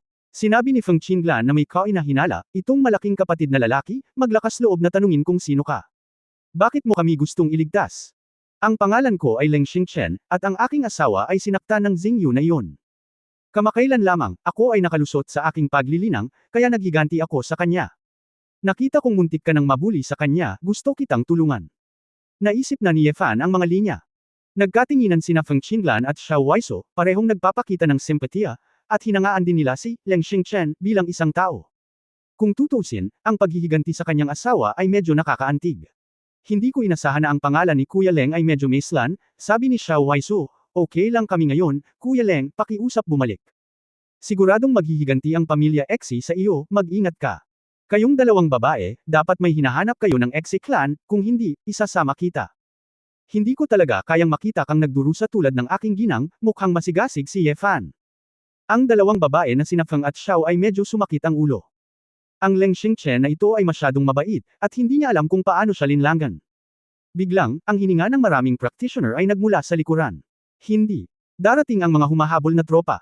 Ang High Clan ay dapat na nagpapakilos ng mga tao upang maghanap, dadalhin kita. Mabilis na lumakad si Yefan at sinabi. Kumunot ang noo ni Feng Qinglan, Brother Leng, kami. Pupunta sa Yaodo, pwede ka na lang mag-isa. Yaodo. Tama. Pupunta rin ako sa Yaodo para maghanap ng utusan. Hindi ko kailangan. Upang mapunta sa lugar na ito at magdusa mula sa kaduwagan ng Fierce Clan. Dalawang babae, hindi bagay na magtagal dito, ihahatid na kita para umalis agad. Nang sabihin ito ni Yefan, muling natigilan sina Feng Qinglan at Xiao Waiso. Ngayon ay walang dahilan upang maalis ang mga ito, ngunit kung mayroong isang tao sa daan, tila mas maginhawa para sa kanila na pangasiwaan ang ilang maliliit na problema para sa kanila. Iniunat ni Yefan ang kanyang kamay, kayong dalawang babae, hindi kayo nilinang, yayakapin ko ba kayo, o hahawakan ninyo ang aking kamay? Ang dalawang babae ang nag-alinlangan saglit, iniisip na mahalaga pa rin ang mahalagang bagay, at hindi masamang magkaroon ng gayong mainit na tao na masusunod. Ngunit palaging hindi nararapat para sa isang kakaibang lalaki na hawakan siya, kaya hinawakan niya ang braso ni Yefan. Kinaladkad ni Yefan ang dalawang babae at mabilis na lumipad patungo sa masukal na kagubatan sa direksyon ng Yaudo. Hindi siya makakalipad ng masyadong mabilis, kinokontrol niya ang sarili niyang paglilinang, mukhang hirap at nagpisil ng kaunting pawis na kinakabahan. Ito ay nagpahiya kay Feng Qinglan at Xiao Waiso. Sila ay mas malakas kaysa sa mabait na lalaking ito, ngunit sinadya nilang magpanggap na mga babaeng magsasaka at umaasa sa kanya para sa proteksyon. Kabanata 2507 Pangitain. Sa gabi, pagkatapos ng ganap na pag-alis sa saklaw ng impluwensya ng High Clan, natagpuan ng tatlo ang isang maliit na nayo ng demonyo sa isang oasis sa isang lugar ng disyerto. Karamihan din sa mga karaniwang tao ng angkan ng demonyo ay napakasimple at mababait, tumatanggap ng 3 tao at nag-o-overnight sa isang maliit na bahay na sira-sira. Tinulungan ni Yefan ang nayon na ibalik ang ilang laro, ipinamahagi ito sa mga taga-nayon, itinago ang ilan at dinala ito pabalik sa bahay. Ang isang palayok ng sabaw ay pinakuluan sa ibabaw ng apoy ng uling, at ang ilang inihaw na karne ay tinuhag sa ilang maliliit na kahoy na patpat. Kumain ka ng kahit anong gusto mo, at kapag tapos na tayo, magpapatuloy tayo, sabi ni Yefan. Ang dalawang babae ay halatang wala ring planong magpahinga, kaya natural na hindi siya pipilitin ni Yefan na mag-overnight. Gayunpaman, sa ganoong tensyonado na paglalakbay, ang pangalawang anak na babae ay nakadama rin ng magandang pakiramdam na makaupo, makakain, at makapagpahinga. Kuya Leng, napakabuti mong tao, saang angkan ka galing? Tanong ni Xiao Waisu. Ngumiti si Yefan at sinabi, ako ay mula sa lahi ng tao, ngunit ang babaeng namatayan ko ay mula sa Maizo. Nabalitaan ko na may magagandang babae ang Maizo, kaya dapat maganda rin ang asawa mo, sabi ni Xiao Waisu. Hoy! Kung hindi, lasonin ba ako ng Xingyu na iyon? Mukhang malungkot si Yefan. Paumanhin, hindi ko dapat sinabi iyon, paumanhin na sabi ni Xiao Waisu. Dumampot si Yefan ng isang bungkos ng inihaw na karne at iniabot ito, hindi bale, na ipaghiganti na ang malaking paghihiganti, at tapos na ang lahat. Kumusta ka, Sister Xiao, bakit pumunta ka hanggang sa Yaudo kasama si Ate Feng? Dalawang mahinang babaeng katulad mo. Ang daan patungo sa Yaudo ay lubhang mapanganib. Kalmadong gumawa ng kalokohan si Xiao Waiso, dahil sa digmaan, walang gaanong tao sa aming nayon. Gusto naming pumunta sa Yaudo at umasa sa mga kamag-anak. Kaya nga, nagkataon lang na pupunta kami sa Yaudo, kaya kapalaran, nakangiting sabi ni Yefan. Nagkaroon ng sariling pag-iisip ang tatlo at walang sabi-sabing nag-chat. Nag-aatubili si Feng Qinglan na magsalita, ngunit natural na umatake si Xiao Waiso, sinusubukang kunin ang ilang kapaki-pakinabang na impormasyon mula sa bibig ni Yefan. Brother Leng, narinig namin na ang Panginoon ng bansa ay tinatawag na Wu Yayanbo, at mayroon siyang malaking grupo ng mga eksperto. Napakalakas mo, at dapat marami kang alam. Alam mo ba ang pinagmulan ng bagong Panginoon? Tanong ni Xiao Waisu. Hindi ito alam ni Yefan, napakamot sa kanyang ulo at sinabing, kamakailan lang ay narinig ko ito. Nag-retreat na ako dati. Pagdating ko sa mga bayan sa daan, tatanungin ko. May pupuntahan ako sa Yaudo, kaya mas mabuting malaman muna. Habang nagsasalita siya, may lumabas na dalawang maliliit na ulo mula sa kahoy na pinto ng bahay. Iyon ay dalawang batang butiki ng buhangin na may maliliit na kaliskis na asul kayumanggi sa kanilang mga mukha, malalaking mata, at matulis na tainga. Sa nayon na ito, ang mga butiki ng buhangin ay karaniwang lahat, at lahat sila ay gustong kumain ng karne. Kaya't naaamoy ang bango ng barbecue, ang dalawang maliliit na lalaki ay sabik na tumingin sa ibabaw. Ngumiti si Yefan, kumuha ng 2 skewer ng bagong inihaw na karne, at ibinigay ang mga ito, halika, bata, narito para sa iyo. Nagliwanag ang mga mata ng 2 batang lalaki, at tumakbo sila papasok para kunin ang mga tuhog at masayang kinain. Nakita ni Yefan na sila ay cute, inabot at hinawakan ang kanilang mga ulo, at nakita na may 2 maliit na buntot ng butiki sa likod ng kanilang puwitan, na lubhang kawili-wili din. Naku, pasensya na, 2 bata ang dumating sa iyo nang hindi pinapansin, hindi ako nahihiya. At kinakain pa nila ang pagkain ng mga bisita. Isang babaeng butiki ng buhangin ang tumakbo, niyakap ang 2 bata, at paulit-ulit na humingi ng tawad. Umiling si Yefan, ayos lang, kukunin ko na lang mamaya. Nagmamadaling hinimok ng mga babae ang 2 anak na lalaki, bakit hindi kayo magpasalamat tiyuhin? Ang 2 maliliit na lalaki ang nagsabing salamat sa isang gatas na boses, ang kanilang mga bibig ay puno ng karne at mantika. Nang umalis ang babae kasama ang 2 bata sa kanyang mga bisig, ang 3 tao sa silid ay nagtatawanan na walang malay. Actually, nasaan ka man, ang mga karaniwang tao, na handang lumaban at mawalan ng asawa at pamilya. Hindi ba't tungkol sa pagkain at pag-inom, at pamumuhay at paggawa sa kapayapaan at kasiyahan?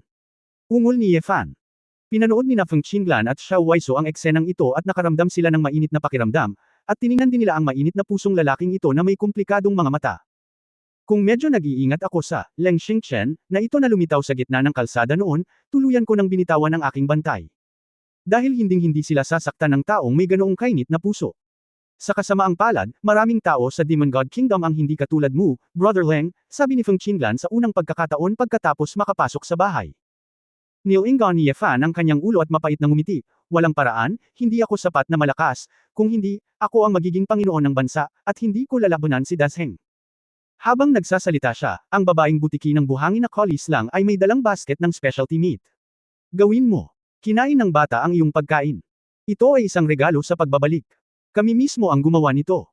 Maaari mo itong dalhin sa daan upang matikman ito. Magalang na ibinaba iyon ng babae. Itong panganay na kapatid na babae, okay lang, dapat mong bawiin, hindi natin ito makakain, sabi ni Xiao Waiso. Hindi, kung hindi, masama ang loob natin dito, nakangiting sabi ng babaeng butiki ng buhangin. Sa sandaling matapos siyang magsalita, naramdaman ni Ye Fan na may mali. Kaagad pagkatapos nito, isang tunog lamang ng dagandong ang maririnig sa disyerto. Anong nangyayari? Tumalon si Feng Qinglan mula sa higaan ng damo.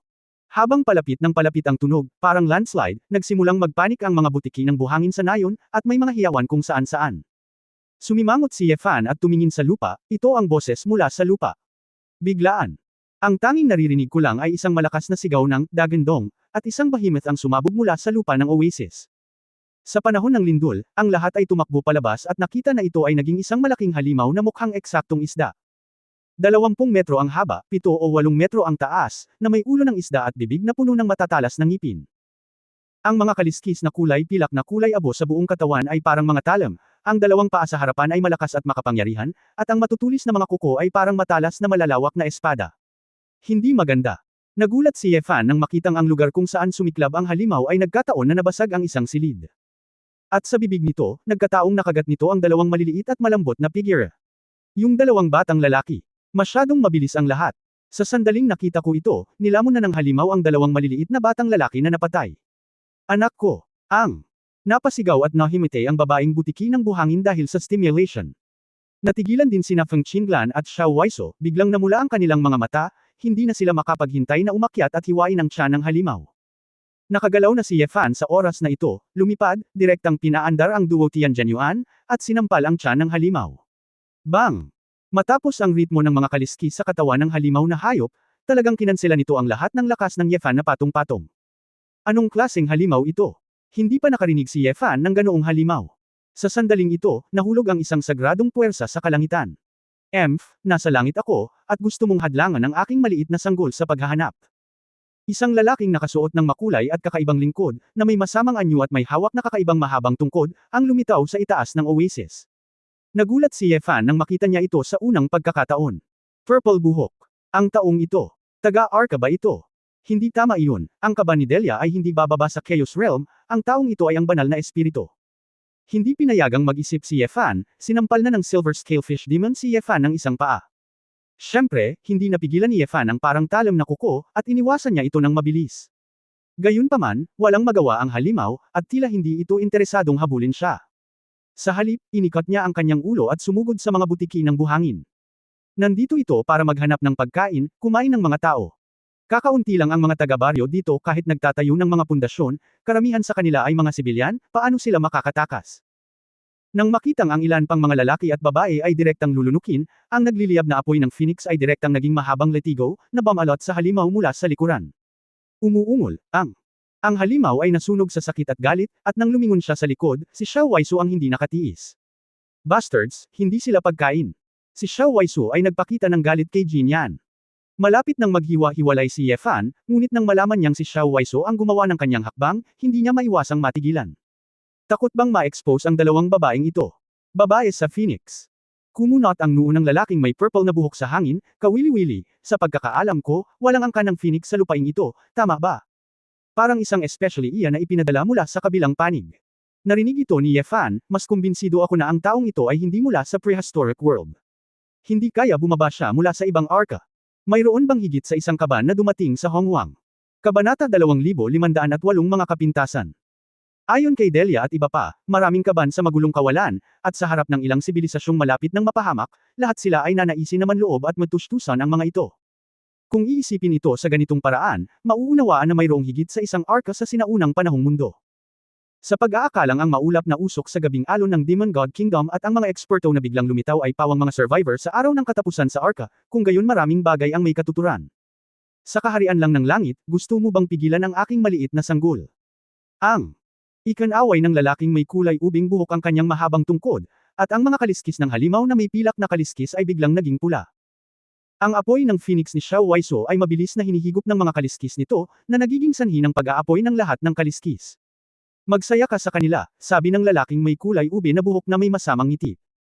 Ang halimaw ay hindi na natatakot kay Huang Yan, inikat ang ulo at sumugod patungo kay Xiao Waiso, kasing bilis ng bagzo ng hangin, na hinihila ang mahabang buntot ng apoy. Ang buong katawan ni Xiao Waiso ay nagninangas sa apoy ng phoenix, at isang ibong phoenix ang nagbuka ng mga pakpak nito sa likod niya at itinulak ang kanyang mga braso pasulong. Umuungol.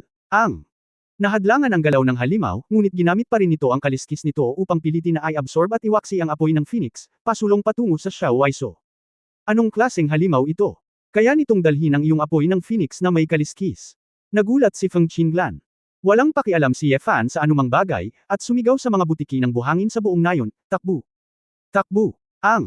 Nag-react ang mga butiki ng buhangin, sinasamantala ang katotohanang naharang ang mga halimaw, sumugod sila sa lahat ng direksyon at nahulog sa disyerto.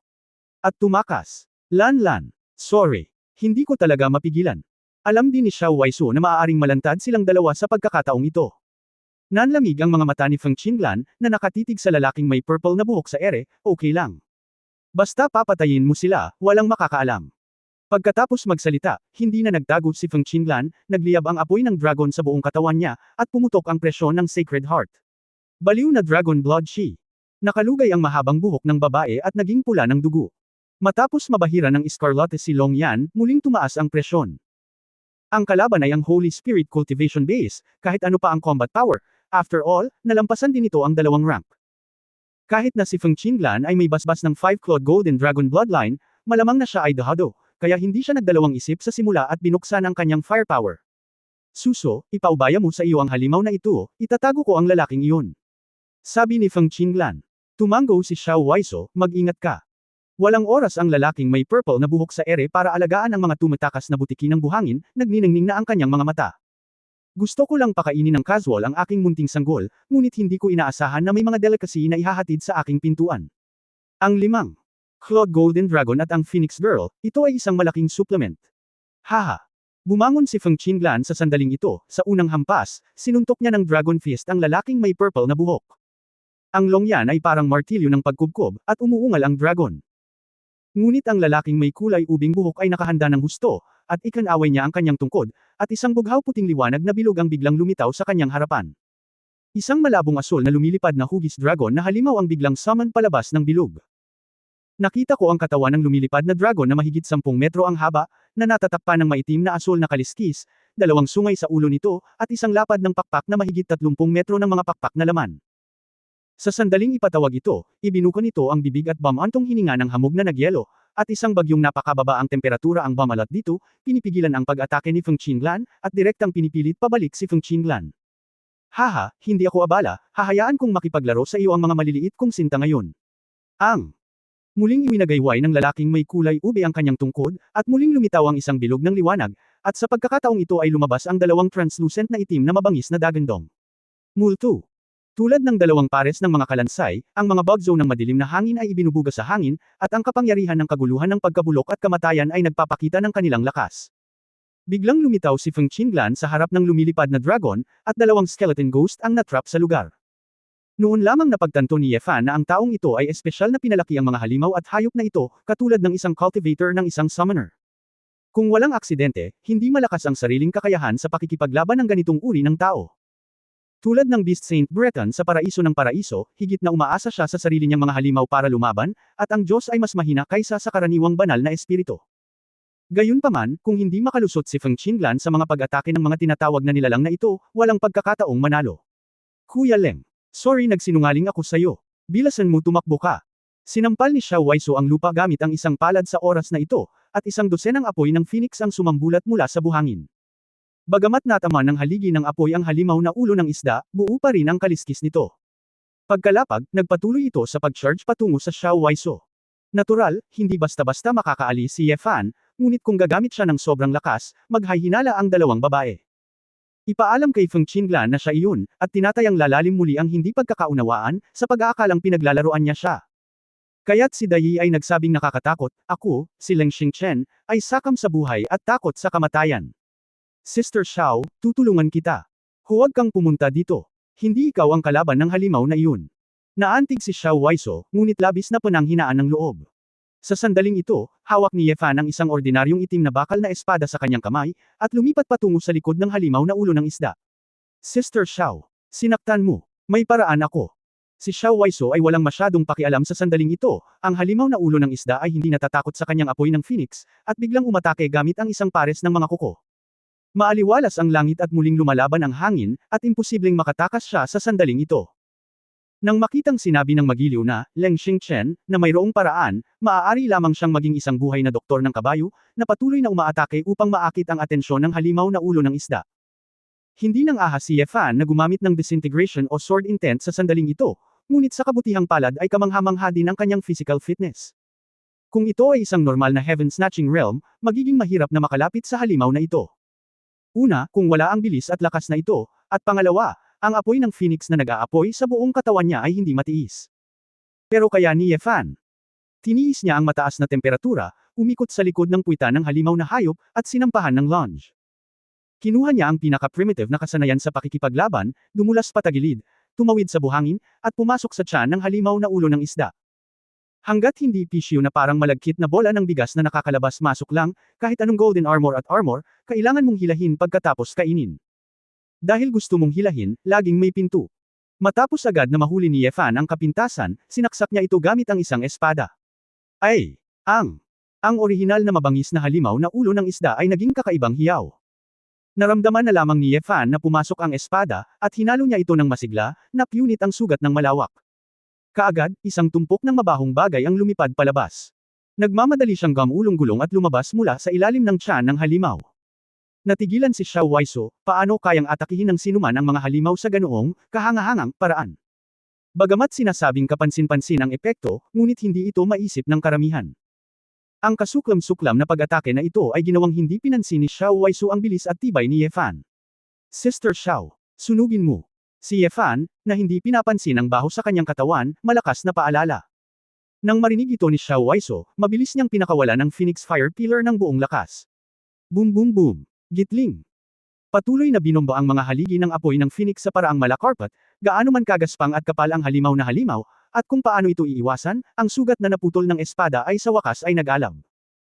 Habang si Huang Yan ay tumagos sa katawan ng halimaw, ang halimaw na ulo ng isda ay agad na nawala ng lakas sa pakikipaglaban at gumulong sa buhangin kasama ang namamatay na hininga nito.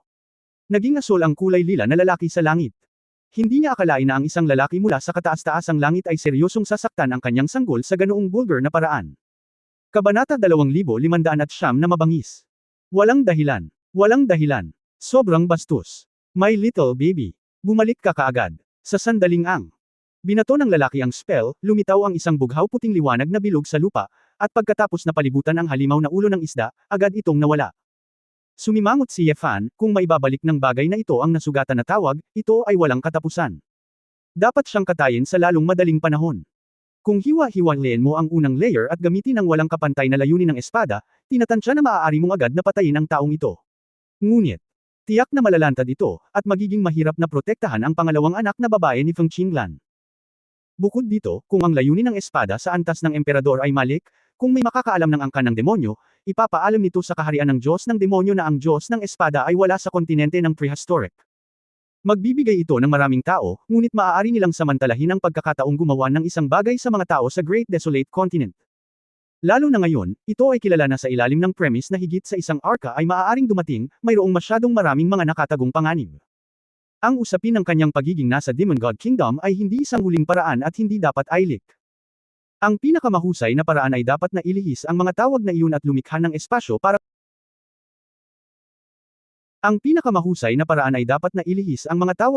lumikha ng espasyo para kay Feng Qinglan upang labanan ang taong iyon ng isa-isa. Si Feng Qinglan ang pinakamataas na powerhouse sa Sacred Heart Realm, at ang taong iyon ay ang pinakailalim ng Holy Spirit. Sa paghusga sa karanasan ni Ye Fan, hanggat binibigyan ng pagkakataon si Feng Qinglan, maaari pa rin niyang patayin ang kalaban. Pagkatapos ng pag-iisip sa kanyang isipan, si Ye Fan ay lumipad sa langit at sumigaw, "Sister Feng, tulungan ka namin." Tinanong na ni Xiao Waisu ang halimaw na may ulo ng isda sa oras na ito, habang nakabuka ang mga pakpak sa likod, may hawak na espada ng alakdan, attack a skeleton. Lan. Ipaubaya mo sa akin ang skeleton frame na ito.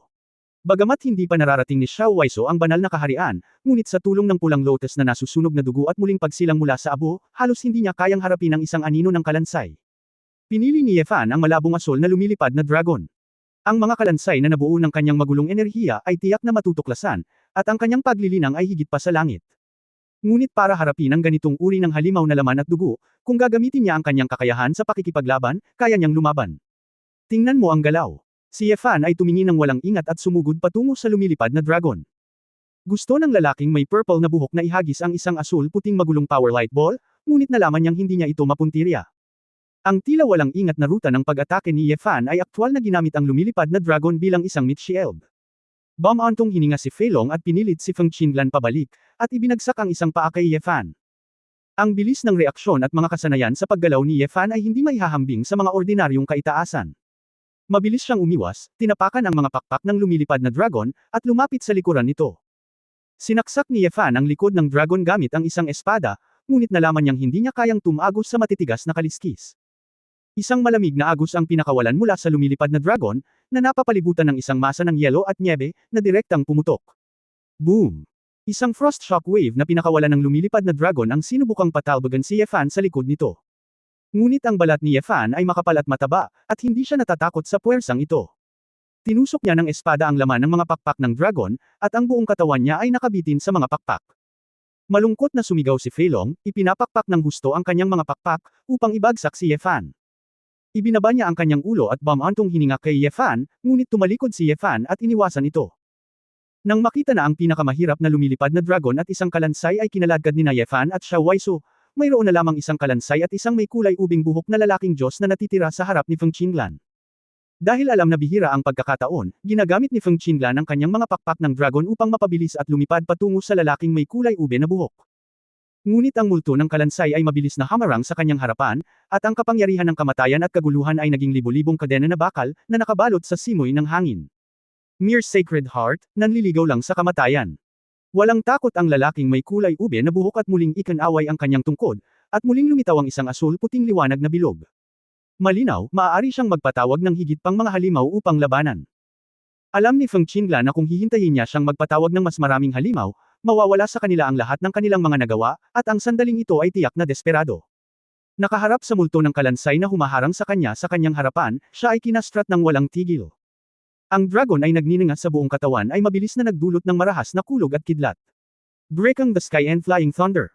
Ang isa pang thunder technique ng Five-Clawed Golden Dragon Realm ay agad na ipinakita. Ang bilis ni Feng Qinglan ay biglang naging mas mabilis, at ang kanyang katawan ay naging isang thunderbolt, na direktang pumutol sa paligid ng itim na anino ng kalansay, at dumurog sa multo na halimaw sa usok. Ang biglaang pagbabago ng bilis na ito ay nakagambala rin sa summoning ritmo ng lalaking may purple na buhok. Hindi niya inaasahang lalapit si Feng Qinglan ng biglaan, tumigil sa pagtawag, at kumaway sa isang staff patungo kay Feng Qinglan. Naghahanap ng kamatayan. Isang asul-puting enerhiya ang lumitaw sa tungkod ng lalaking may kulay ubing buhok, at ang presyon ng banal na espiritu ay agad na nadaig ang hangin. Ngunit hindi natakot si Feng Qinglan, at direktang inatake ang asul at puting sinag ng liwanag. Nagdidisarmahan ang War Dragon. Sinampal ni Feng Qinglan ang ambon ng dugo mula sa langit. Gamitin ang hakbang na ito upang pahinain ang depensa ng kalaban hanggat maaari. Dragon Fist, 1,000 hampas. Ikinuyong niya ang kanyang mga kamao, humarap sa naka-atres na lalaking may kulay ube na buhok, hinahabol lang ang isang putok ng mga nakakalokong suntok. Sa gulat, ang lalaking may kulay ube na buhok ay naglabas ng ulap ng bughaw puting enerhiya na bumangga sa mga anino ng kamao sa kalangitan. Sa huli, ang kapangyarihan ng kaguluhan sa kaharian ng Holy Spirit ay sakop pa rin ng Dragon Fist ni Feng Qinglan, at si Feng Qinglan ay direktang nilamon ng ulap ng asul-puting enerhiya. Si Feng Qinglan ay nagsuka ng dugo at umiindayog sa hangin. Gayunpaman, nang lumabo ang ilaw, ang lalaking may kulay lila na buhok ay nababalot na ng dugo. Napabuntong hininga ang lalaking may kulay ubing buhok, dahil alam niyang kailangan niyang buksan ang distansya sa lalong madaling panahon, lumingon siya at gustong tumakbo. Matapos gumamit si Feng Qinglan ng 1,000 strike para mabawi ang halos lahat ng pinsala, tila ba napuno ng dugo ang kanyang katawan, ngunit hindi malubha ang pinsala. Pabalik-balik na hinahabol siya, pinalamutian niya ang isang walang katulad na solidong Longyan sword sa kanyang kamay. Dragon Slaying Technique, Cannibalizing Dragon Sword. Ang naramdaman ng lalaking may kulay ube na buhok ang nagliliyab na temperatura sa likod niya, at nagmamadaling tumalikod at iwinagayway ang kanyang tungkod, sinusubukang ibalik ang hangin. Ngunit ang bilis ni Feng Qinglan ay mas mabilis, at sa pamamagitan ng pag-indayog ng espada, isang nagniningas na marka ng espada ang tumagos sa kalangitan. Ang mga marka ng espada ay nananatili sa kalangitan sa loob ng mahabang panahon. Ang lalaking may kulay ube na buhok ay tumingin sa tungkod na nasunog sa 2 piraso, at pagkatapos ay tumingin sa kanyang kalahating katawan, at sumigaw sa takot. Hinawakan ni Feng Qinglan ang ulo ng kalaban gamit ang isang kamay, at direktang sinunog siya ng isang dakot ng apoy ng dragon. Sa likuran, ang lumilipad na dragon na nawala ng summoner, at ang multo ng kalansay, lahat ay tumakas, at walang balak na makipaglaban muli. Nakahinga ng maluwag si Ye Fan at bamulong sa kanyang puso, ang babaeng ito ay gumawa ng maraming pagunlad, ngunit ang kanyang estilo ng paglalaro ay talagang mabangis, tulad ng kanyang personalidad. Ngunit kung hindi dahil sa isang matigas ang ulo at mapagpasyang estilo ng paglalaro, ang pakikitungo sa taong ito na summon at naglabas ng mga kasanayan sa likod ng kanyang likod ay malamang na isang mabagal na kamatayan. Sister Feng, napakalakas mo pala, buhay ka na pala, haha. Bumagsak pabalik sa nayon sa lupa, ngumiti si Ye Fan at nagpuri. Kakaibang tumingin si Feng Qinglan kay Ye Fan, kakaiba rin si Brother Leng, ang frost power ng Flying Dragon ay napakalakas na maaari mo talagang harangan ito gamit ang iyong cultivation. Hindi gaanong inisip ni Feng Qinglan ang sitwasyong pang-emergency ngayon, ngunit ngayon na naiisip ko ito, ang lakas nitong si Leng Xingchen ay talagang misteryoso. Haha, para makaganti, bumisita ako kung saan-saan para mag-aral ng medisina at uminom ng maraming elixir, kaya napakalakas ng katawan ko. Gumawa ng kalokohan si Ye Fan. Talagang salamat kay kapatid na Leng sa pagkakataong ito, kung hindi ay hindi makakaahon si Lan Lan sa gulo at matalo ang isang malakas na kaaway, sabi ni Xiao Waisu na may maputlang mukha, at ubili ng umiti. Suso, ano bang problema mo, ang sama ng mukha mo? Nalaman ni Feng Qinglan na medyo naiiba ang kanyang matalik na kaibigan. Umiling si Xiao Waisu, ako. Ayos lang ako. Bago pa siya matapos magsalita, lamambat ang katawan ni Xiao Waisu at nakoma. Ang kabanata 2510 ay tiyak na pagtatangi. Suso. Nagulat si Feng Qinglan, at mabilis na humakbang pasulong at niyakap si Xiao Waisu. Nakita ko ang magandang mukha ni Xiao Waisu, isang bakas ng itim na hangin ang lumitaw, at ang mga meridian at mga daluyan ng dugo sa kanyang mga braso ay kulay ube at itim din. Suso. Gumising ka. Ano bang nangyayari sa iyo? Naramdaman ito ni Feng Qinglan, nalaman lamang na ang tunay na enerhiya sa katawan ni Xiao Waisu ay napakahina, at ang isang malaking puwersa ng kamatayan ay bumababa sa kanyang sigla. Inunat ni Ye Fan ang kanyang kamay at hinawakan ang palso ni Xiao Waisu. Sumimangot siya pagkatapos ng palso at sinabing, ang itim na kalansay na halimaw na ngayon ay lahat ng kapangyarihan ng tiwaling kaguluhan. Tila noong inaaway ito ni Sister Xiao ay hindi niya alam. Ito ay sinalakay ng masamang enerhiya, na tumagal ng napakatagal, na nagpapahirap sa pagtanggal ng katawan. Pagkatapos ng lahat, ito ay isang halimaw na pinalapot ng kapangyarihan ng kaguluhan. Kahit na si Xiao Waisu ay isang phoenix sa kaharian ng emperador, ang antas ng enerhiya ay hindi pantay. Medyo kakaiba si Ye Fan, walang espesyal ang dalawang skeleton monster. Kung ikukumpara sa fish monster at flying dragon, hindi sila magka-level, kaya bakit kailangan pang ipatawag ng summoner ang dalawa sa kanila? Kung titingnan ngayon, ang dalawang kalansay na halimaw ay talagang patuloy na inaalis ang kanilang mga kalaban sa pamamagitan ng lakas ng kamatayan sa panahon ng labanan. Si Ye Fan at Feng Qinglan ay hindi naapektuhan, ngunit ang lakas ni Xiao Waisu ay medyo mahina, kaya siya ay nataman pa rin. Paano ito? Si Susu ay isang babaeng phoenix, at si Huang Yan ang dapat na kalaban ng masamang enerhiyang iyon. Kumunot ang noo ni Feng Qinglan. Ito ay isang nemesis, oo, kung hindi, imposibleng maging isang kaharian na mas malala, ngunit ito ay nasa paligid hanggang ngayon. Ngunit dahil sa kanyang mahigpit na suporta, ang kanyang kaluluwa ay lubhang mahina, ang kanyang tunay na enerhiya ay hindi maganda, at ang kanyang kakayahan sa pagbawi sa sarili ay hindi maganda. Mapait na ngumiti si Ye Fan. Pagkatapos ng lahat, si Feng Qinglan ay isang sundalo lamang, hindi isang doktor, at siya ay nasa kawalan sa harap ng ganoong sitwasyon. Kuya Leng, marunong ka ba ng gamot? Nang makitang kinukuha ni Ye Fan ang palso, nagtanong si Feng Qinglan. Mukhang walang magawa si Ye Fan. Kung mayroon siyang banal na cultivation base, maaari niyang gamitin ang internal energy therapy para tulungan si Xiao Waisu na palayasin ang masasamang puwersang ito. Pero kung tutuusin, duotian lang siya, kahit malayo pa sa Holy Realm ang combat power niya, duotian level lang talaga ang treatment. May paraan. Noong naglakbay ako sa buong mundo, natutunan ko ang ilang mga medikal na kasanayan. Ngunit magtatagal ito, umasa sa mga panggamot na materyales, acupuncture, at tunay na enerhiya upang gumana, sabi ni Ye Fan. Upang magamot si Su Qingzhou, nabasa niya ang lahat ng mga medikal na libro, lalo na para sa ganitong uri ng paggamot upang maalis ang kasamaan mula sa yin, siya ay lubos na nagtitiwala. Kung gayon, gaano katagal? Tanong ni Feng Qinglan. Hinawakan ni Ye Fan ang likod ng kanyang ulo, hindi bababa sa 3 araw. Kapag nalabanan ni Sister Xiao ang masasamang puwersang ito, mabilis siyang makakabawi. 3 araw. Maghintay ng 3 araw. Nag-alinlangan si Feng Qinglan, kung normal lang, ayos lang. Sa pambihirang panahon na ito, pagkatapos ng 3 araw ng pagsusumikap, malamang na makatagpo sila ng panganib, at ang misyon ng pagpatay ay maaapektuhan din sa isang tiyak na lawak. Imposible para sa kanya na iwan si Xiao Waisu mag-isa, kailangan niyang dalhin ito, ngunit ang pagdadala nito ay nangangahulugan na ito ay isang pasanin. Paano ito, kung mapagkakatiwalaan ako ni Sister Feng, dadalhin ko si Sister Xiao para magpagamot. Kung nagmamadali ka, bilasan mo muna, gagamutin ko siya mamaya, at magkikita tayong muli sa itinakdang lugar, mungkahi ni Ye Fan. Sa katunayan, kailangan lang niyang ilagay si Xiao Waisu sa space ring, at makakapagpagaling siya habang palihim na sinusundan si Feng Qinglan. Ngunit naisip ito ni Feng Qinglan, umiling at sinabing, hindi kita maiiwan.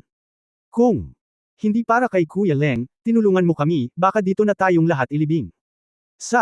Kaso nalaman ng mga kasabwat niyan, lumapit sa'yo sinaktan ba kita nung inatake kita. At magkakilala na kami ni Susu mula pagkabata, mas mahusay kaysa sa mga kapatid ko, kaya hindi ko siya kayang iwanan. Napabuntong hininga si Ye Fan sa kanyang puso, Feng Qinglan, mabuti na binibigyan mo ng malaking kahalagahan ang pag-ibig at katwiran, ngunit ginagawa nitong komplikado ang mga bagay. Nag-aatubili ng umiti si Ye Fan at sinabing, talagang mabuting tao si Sister Feng, kung gayon. Paano kung ilagay muna natin si Sister Xiao sa apoy, baka mahawakan niya ang apoy, at magiging epektibo ang muling pagsilang mula sa apoy. Yes, the fire rebirth. Mabilis na nakahanap si Feng Qinglan ng isang tumpok ng patay na kahoy at sinindihan ito ng apoy ng dragon. Kaagad, hawak ang walang malay na si Xiao Waisu, inilagay niya ito sa apoy. Naturally, hindi sasaktan ng apoy ang phoenix, ngunit ang problema ay hindi ito hinihigop. Si Xiao Waisu ay patuloy na nakoma, at walang intensyon na magising. Sa kabaligtaran, isang nakakahiyang eksena ang lumitaw. Ang mga damit ni Xiao Waisu ay mabilis na natupok ng apoy. Pagkatapos mag-react ni Ye Fan, mabilis siyang tumalikod at hindi naglakas loob na tingnan ito, baka samantalahin siya ni Feng Qinglan. Gayunpaman, ang mapang akit na larawan na nakita ko ay nakatatak pa rin sa aking isipan. Napagtanto din ni Feng Qinglan na mali ang sitwasyon, ngunit nang makita ang tapat na hitsura ni Ye Fan, isang ngiti ang lumitaw sa gilid ng kanyang bibig. Sa aking puso, mayroon akong magandang pakiramdam para sa magiliw na lalaking ito. Mukhang hindi unconditional ang muling pagsilang ng Phoenix Clan mula sa abo. Nawalan siya ng malay, na-block ang kanyang mga meridian, at mahirap simulan ang muling pagsilang mula sa abo, bumantong hininga si Ye Fan. Bago naapula ang apoy, binuhat ni Feng Qinglan si Xiao Waisu at sinabing, dahil hindi ito gumagana, makakahanap lang tayo ng mga halamang gamot para sa paggamot. Kuya Leng, dahil confident ka, pumunta tayo sa pinakamalapit na lungsod para maghanap ng mga halamang gamot. Ye Fan nodang, okay, susubukan kong kunin ang mga gamot para sa paggamot sa lalong madaling panahon. Pero Sister Feng, pakibalot muna ng damit para kay Sister Xiao. Kuya Leng, nakita mo na ba talaga? Inilabas ni Feng Qinglan ang mga damit. Habang nagtatanong ng makitid. Namula si Ye Fan, accidentally. Medyo tapat ka at malakas ang loob mong aminin ito. Pero hindi dapat masyadong mag-isip si Suso, hindi mo sinasadya, sabi ni Feng Qinglan. Ngumisi si Ye Fan, ngunit medyo nandidiri sa kanyang puso. Bale ang, Kuya Leng, na ito ay tumingin. Tinatrato ka ba bilang isang hayop? Pagkatapos magbihis ni Xiao Waisu, pumunta silang tatlo sa kalsada at lumipad patungo sa direksyon ng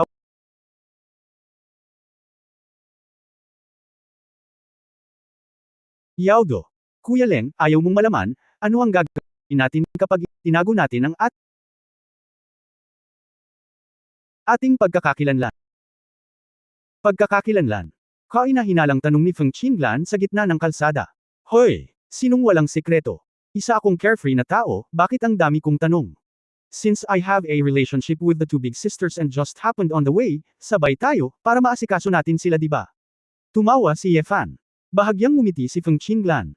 Ang asawa ni Kuya Leng, dapat ay namuhay ng masaya, diba? Nagulat si Ye Fan, bakit mo nasabi ito? Kasabay nito, naisip ko sa aking sarili, si Jillian sa nakaraan ay hindi masaya, at mas madaling makilala si Ye Fan, ang halimaw sa iyong mga mata. Bagamat isang araw lang niyang nakilala si Brother Leng ay matuwid, mabait, at prangka, at kasama mo siya, dapat ay napaka-secure. Hindi tulad ng ilang lalaki, kahit na napakalakas nila, napakaraming bulaklak at bituka nila, kaya hindi sila mapagkakatiwalaan, sabi ni Feng Qinglan. Ngumiti ng pilit si Ye Fan, iniisip na hindi siya maaaring maging tao, at ang grupo ng mga kababaihan sa pamilya ay matanda pa rin. I hate myself for not being cruel enough, too virgin. Hindi ba mas marami ang mga babae sa paligid, at ang iba ay hindi masyadong magaling? Prejudice. Talagang prejudice. Kung hindi ka makakain ng ubas, sasabihin mong maasim ang ubas. Sister Feng, mukhang may reklamo kalaban sa isang lalaki. Tanong ni Ye Fan. Tila napagtanto din ni Feng Qinglan na masyado siyang nagsasalita, kaya't mabilis niyang itinalikod ang kanyang ulo, itinikom ang kanyang mapupulang labi, at tumigil sa pagsasalita. Medyo kakaiba ang babae, kung bakit isang araw lang niya nakilala. Ang lalaking lalaki, kayang magsabi ng mga ganyang katagang salita. Dahil lang ba sa inalay niya ang kanyang buhay para iligtas siya? O dahil ba binibigyan niya ang mga tao ng pakiramdam ng seguridad? Si Feng Qinglan ay nagtataka at tahimik na tumingin sa magaspang na lalaki na lumilipad sa tabi niya, medyo nalilito. Pagtatapos ng kabanatang ito. For more updates, click on the notification bell.